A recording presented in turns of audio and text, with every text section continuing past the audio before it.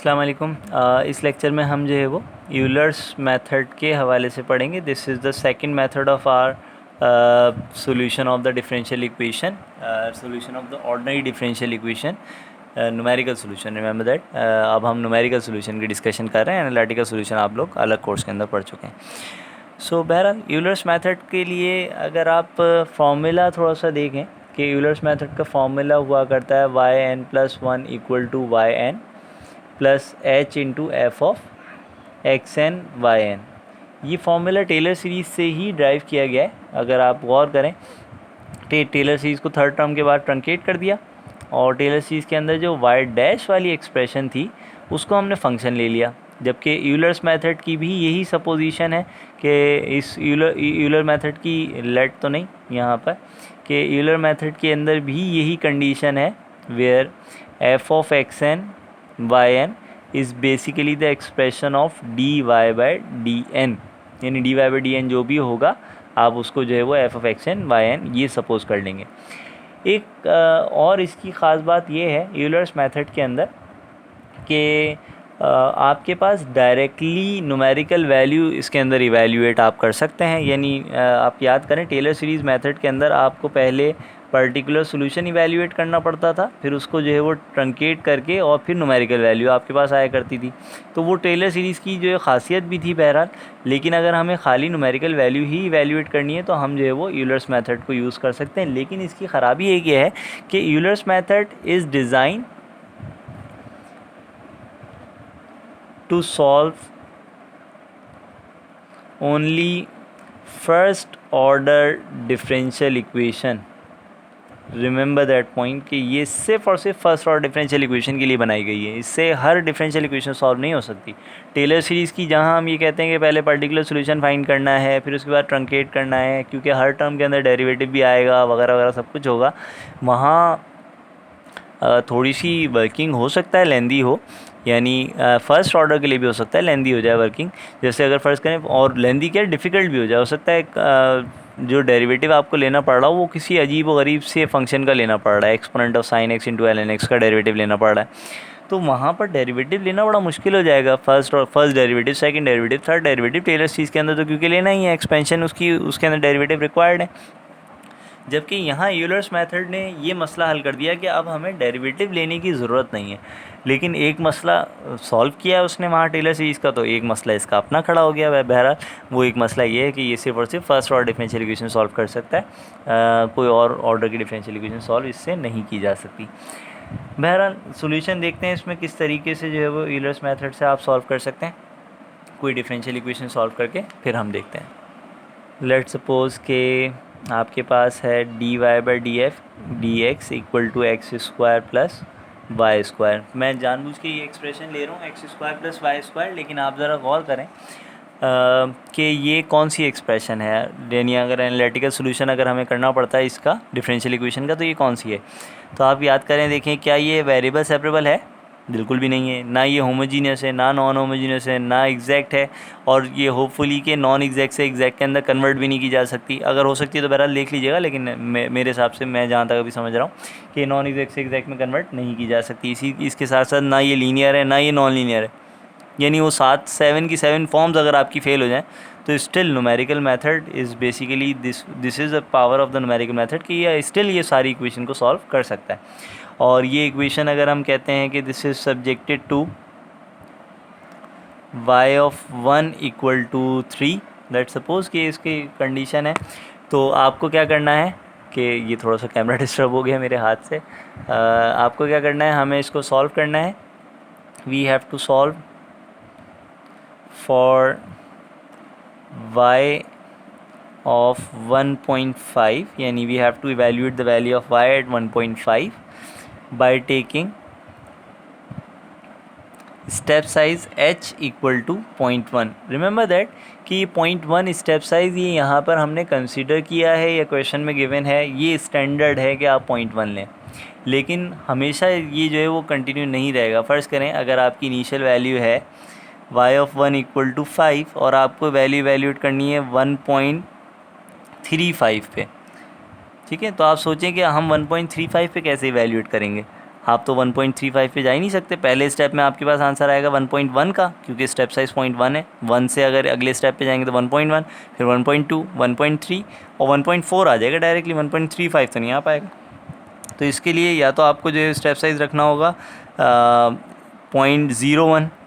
तो 0.01 से आप ज़रा सोचें कि कितने सारे स्टेप लगेंगे, तकरीबन 35 आइट्रेशन लग जाएंगी इस तक पहुंचने में। तो ये एक बहरहाल यूलर्स मेथड का जो है वो आप कह सकते हैं, पिटफॉल तो नहीं कहेंगे, लेकिन बहरहाल यूलर्स मेथड के अंदर एक ये चीज़ है कि अगर आपको 1.35 तक, अगर 1.35 इवैल्यूएट करना है, ये वैल्यू इवैल्यूएट करना है, तो स्टेप साइज़ चेंज करना पड़ेगा। जबकि अगर आपको 1.5 करना था तो स्टेप साइज़ कुछ और है। ये चीज़ टेलर सीरीज़ के अंदर नहीं थी। आप याद करें पिछले लेक्चर के अंदर मैंने ये कहा था कि टेलर सीरीज़ के अंदर किसी भी वैल्यू पे आपको इवैल्यूएट करना, वो जो पर्टिकुलर सोल्यूशन है उसमें उठा के बस सब्स्टिट्यूट कर दें, आंसर आ जाएगा। बहरहाल हर मेथड की अपनी एक सिग्निफिकेंस होती है। तो यूलर्स मेथड के अंदर जो है वो आपको कुछ इस तरीके से वर्किंग करनी है कि आपको y ऑफ 1 = 3 गिवन है, आपको y ऑफ 1.5 ये इवैल्यूएट करना है। जैसे कि हमने कहा था कि हमारे पास फंक्शन जो है वो डेरिवेटिव के इक्वल होगा। तो बेसिकली यहाँ पर मैं सॉल्यूशन के अंदर ये कह रहा हूँ कि let f of xn yn is equal to x² + y²। क्योंकि xn yn लिखा हुआ है इसलिए यहाँ पर भी xn yn कर देते हैं, अदरवाइज़ x² + y² ये आपके पास ये फंक्शन के इक्वल है। ठीक है, तो यूलर्स मेथड में फर्स्ट ऑर्डर डेरिवेटिव जो है वो फंक्शन के इक्वल हुआ करता है। अब यहाँ पे फंक्शन सोचें, यहाँ फंक्शन कुछ भी हो सकता है। यहाँ फंक्शन सिंपल से सिंपल भी हो सकता है, x² + y², हमारे उस पर कोई फ़र्क नहीं पड़ने वाला, हमारी वर्किंग वैसी की वैसी रहेगी। यहाँ फंक्शन बहुत मुश्किल सा भी हो सकता है, exponent of sin x × ln x की पावर 5, यानी ये भी हो सकता है ln x की पावर 5 × एक्सपोनेंट ऑफ समथिंग, कुछ भी हो सकता है। ठीक है, फंक्शन कैसा भी हो, हमारी सेहत पे कोई फ़र्क नहीं पड़ने वाला है यूलर्स मेथड के अंदर। ये इसकी एक खासियत है कि क्योंकि डेरिवेटिव रिक्वायर्ड नहीं है, हमें सिर्फ और सिर्फ वैल्यू रिक्वायर्ड है। तो वैल्यू तो हम किसी भी फंक्शन की वैल्यूएट कर सकते हैं। वैल्यू इवैल्यूएट करना कौन सा इतना मुश्किल काम है। हाँ, फंक्शन जो है बहरहाल अनडिटरमाइन ना हो, वो एक अलग चीज़ है, यानी with in the domain range जो है वो उसकी आ रही हो। तो खैर सोल्यूशन स्टार्ट करते हैं। टेबुलर फॉर्म के अंदर सोल्यूशन इसका करते हैं, क्योंकि टेबुलर फॉर्म में ही जो है वो यहाँ पे रिक्वायर्ड होगा। फ़िलहाल हम ये कह रहे हैं कि आपके पास पहला कॉलम मैं बना लेता हूँ n के लिए, दूसरा कॉलम बन जाएगा xn के लिए, तीसरा कॉलम yn के लिए, और चौथे कॉलम पर हम डायरेक्टली x नहीं, हमारे पास आएगा yn+1 का column by using the Euler's method. Of course it will be yn + h आपके पास क्योंकि 0.1 है तो मैं 0.1 ही लिख रहा हूँ यहाँ पर। और फंक्शन आपके पास है xn + yn²। अगर फंक्शन कुछ और होगा तो आप वहाँ यहाँ पे वही लिख दीजिएगा, बहरहाल उसी रिस्पेक्ट से हम चलेंगे। तो 0 पे आप समझ सकते हैं कि ये बनेगा x0, यानी x0 आपको क्या गिवन है, यहाँ से आपके पास है x0 = 1 और y0 = 3। तो 1 और 3 ये आपके पास गिवन है। कैलकुलेटर के अंदर थोड़ा सा हम जो है वो एक फार्मूला सेट कर रहे हैं। देखिए फार्मूला कुछ मैं ये सेट कर रहा हूँ, y + 0.1 × x² + y²। ठीक है, ये मैंने फार्मूला सेट कर लिया कैलकुलेटर के अंदर। हम क्या करते हैं, कैल्क का बटन दबाते हैं। आपसे ये y की वैल्यू पूछ रहा है, y की वैल्यू हमारे पास पहले स्टेप में 3 के इक्वल है तो हम 3 लिख देते हैं। x की वैल्यू पूछ रहा है आपसे, तो x की वैल्यू 1 लिख देंगे। x की वैल्यू आपने 1 दी तो आपके पास आंसर आ गया कि पहला आंसर 4 के इक्वल है, यानी यहाँ पे ये 4 के इक्वल आ गया। अब क्या होगा आप देखें। अच्छा ये भी ध्यान में रखिएगा कि ये आंसर कौन सा है, ये है y1 का आंसर। ठीक है, क्योंकि इस पे अगर आप जब ये पूरे कॉलम के अंदर n0 सब्स्टिट्यूट कर रहे हैं तो ये x0 है, ये y0 है, तो ये क्या होगा, y1 हो जाएगा।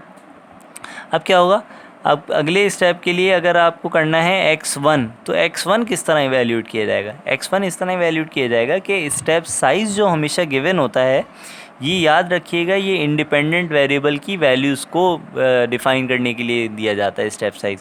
ये डिपेंडेंट वेरिएबल के लिए नहीं होता, डिपेंडेंट वेरिएबल तो हम इवैल्यूएट कर रहे हैं। तो स्टेप साइज़ के रिस्पेक्ट से तो ये 1.1 ये हमें मालूम है कि ये अगला होगा।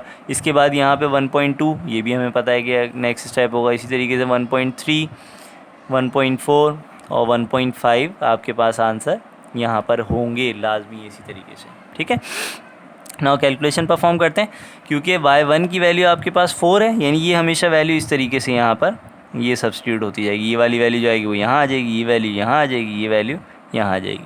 ठीक है, तो इवेल्यूएट करते हैं नेक्स्ट स्टेप के लिए। अगेन कैलकुलेट बटन प्रेस करेंगे, y की वैल्यू 4, x की वैल्यू 1.1, ये आपसे पूछा है तो हमने यहाँ पे सब्स्टिट्यूट कर दिया x की वैल्यू y की वैल्यू।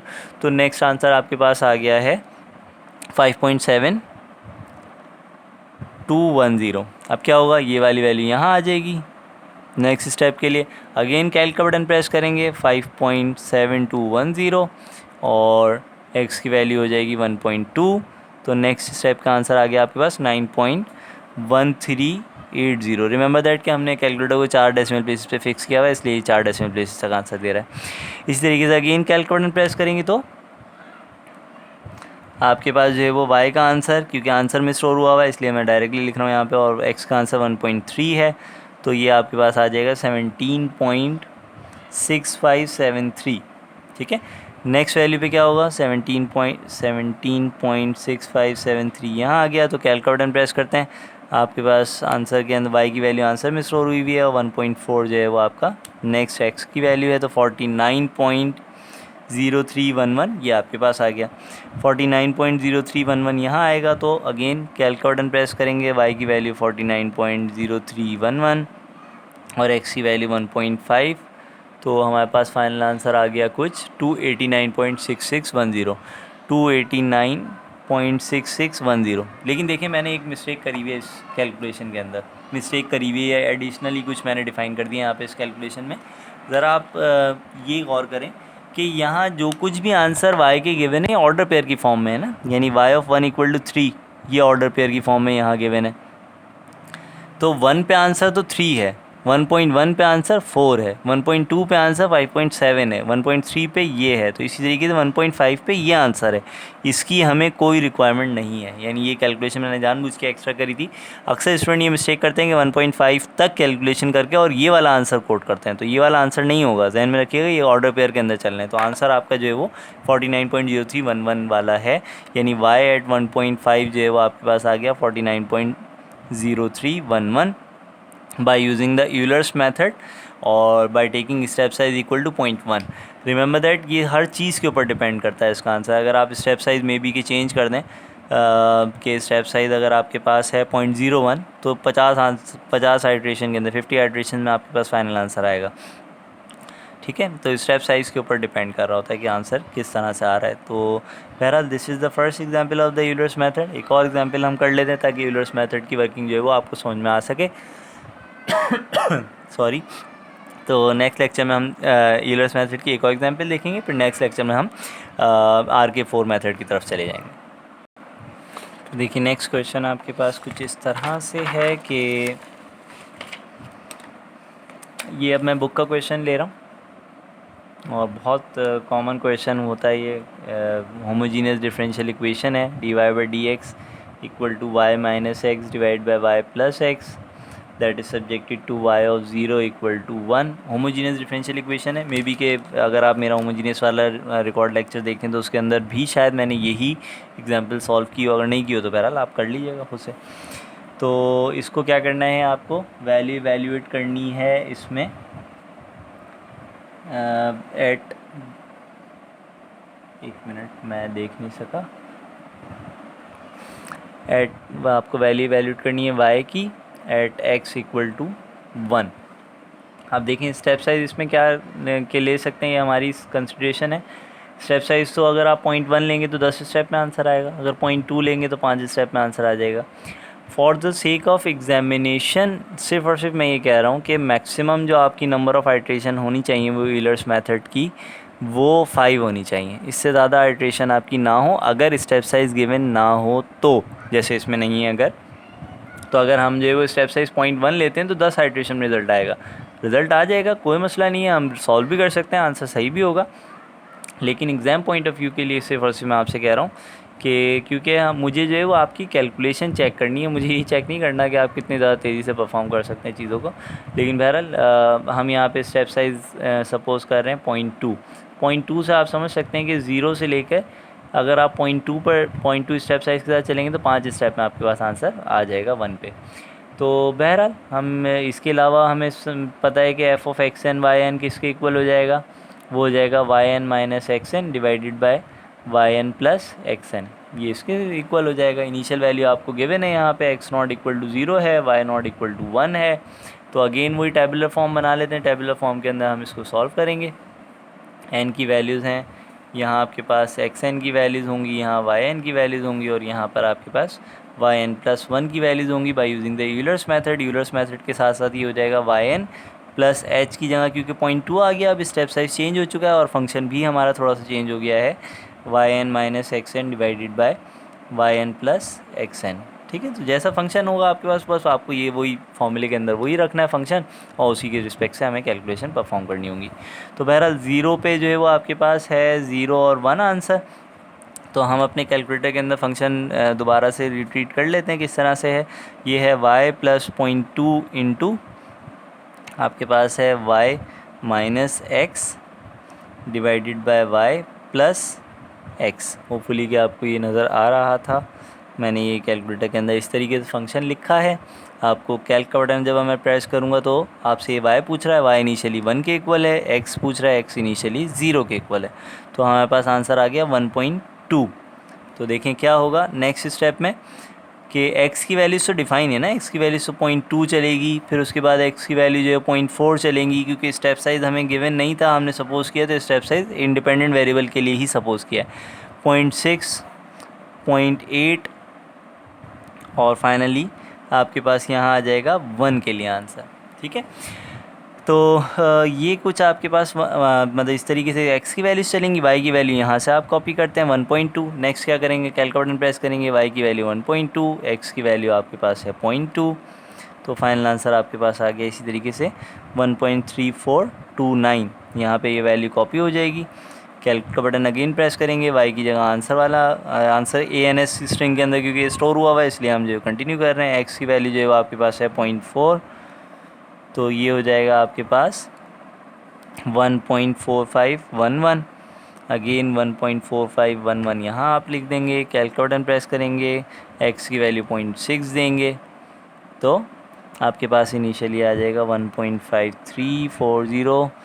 नेक्स्ट आंसर आ जाएगा, सॉरी इनिशियली नहीं, कैल्क का बटन प्रेस करेंगे तो y की वैल्यू अगेन आंसर में है, x की वैल्यू है 0.8, तो आपके पास आंसर आ रहा है कुछ इस तरह 1.5969।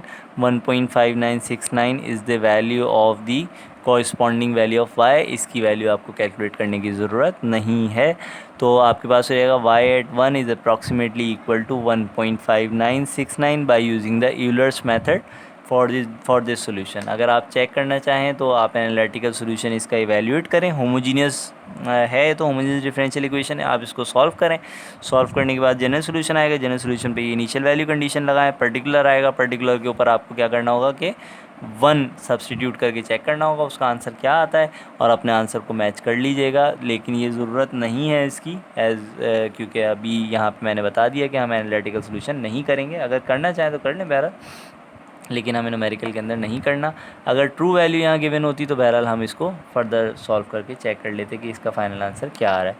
सो this is all of the Euler's method. Thank you so much, अल्लाह हाफिज़। नेक्स्ट मेथड इंशाल्लाह RK4 मेथड होगा और मॉडिफाइड यूलर्स मेथड और पिकार्ड्स मेथड अब आप लोग दोनों एज एन असाइनमेंट सॉल्व कर सकते हैं क्योंकि यूलर्स आपको मैंने समझा दिया है।